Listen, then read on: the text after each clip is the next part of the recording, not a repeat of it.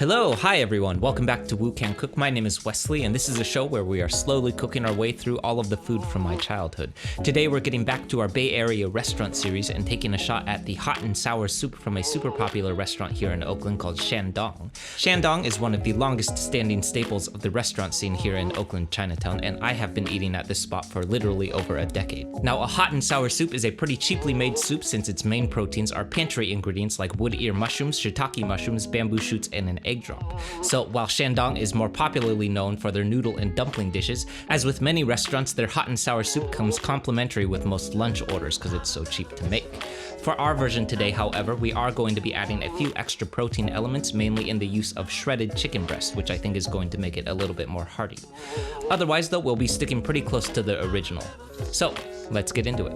Okay, so as with most of our Chinese dishes, I'm starting out with some crushed and minced garlic, followed by some finely minced ginger. These are gonna go into our soup base very first and impart a nice bit of aromatic flavor when we poach our chicken. Next, I'm slicing up some green onions on a bias here. We're gonna be using these as a finishing garnish later on, which means they won't be cooked at all, so be very careful that these don't come into contact with your raw meats. Next up are some bamboo tips. Now, these are a pretty iconic element to a hot and sour soup. I managed to get my hands on some fresh bamboo, but if you can't find any, you can totally use the canned version too. Now, for your version, you're gonna want to chop these a bit smaller than I am here, otherwise you're gonna have some trouble fitting these large slices onto a soup spoon. I would go for something closer to half an inch or so to keep them bite-sized. Next up is some soft silk tofu, which I'm large dicing and setting aside very carefully. This stuff is very delicate. Followed by some dried mushrooms. Now, I'm using two different types of mushrooms here. On the right are some shiitake mushrooms, and on the left are some dried black fungus. We're rehydrating both in some boiling water, then slicing it into thin strips. Finally, I'm whisking up 2 eggs for our egg drop, and we're moving on to our sauce. Okay, so for our sauce elements, I'm starting out, as with many of our recipes, with 4 tablespoons of soy sauce and 2 tablespoons of toasted sesame oil. Then moving on, I'm adding 2 tablespoons each of dark soy sauce and Shaoxing wine, which is going to give a bit of richness and sweetness to our soup. Then I'm following this up with a whole load of rice vinegar. This is a 1/4 cup's worth, which by my math is an actual load. If you hadn't guessed it yet, this is going to be the main source of sour in our hot and sour soup.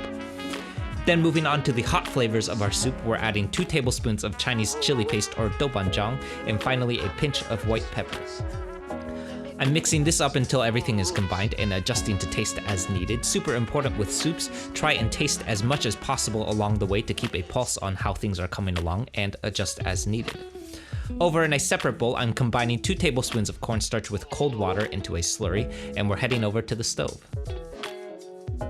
Over on the stove, I'm starting off with 6 cups of homemade stock plus 2 cups of water. Now, a quick side note, homemade stock is a bit thicker than the powdered stuff, so if you're using stock from bouillon, go with 8 cups of stock and leave that water out.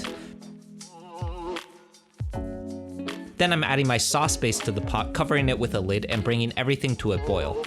Once we have a rolling boil going, I'm adding my garlic and ginger to the pot, giving this a quick stir, and then adding my chicken breast.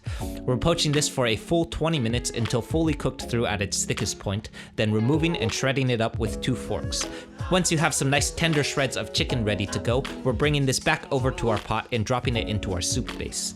Then I'm following this up with all of our other ingredients and again, seasoning to taste. Once again, remember that soft tofu is extremely delicate, so once that stuff is in the pot, be very careful with your stirring, otherwise you'll start breaking it apart.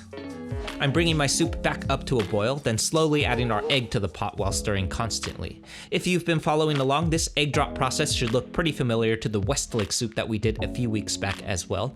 By adding our egg very slowly to a constantly moving soup base, we'll create some nice wisps of eggs dispersed throughout the soup.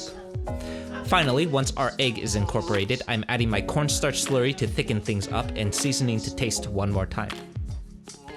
Then I'm adding my green onions as a garnish on top for a bit of freshness and color, and we're ready to eat.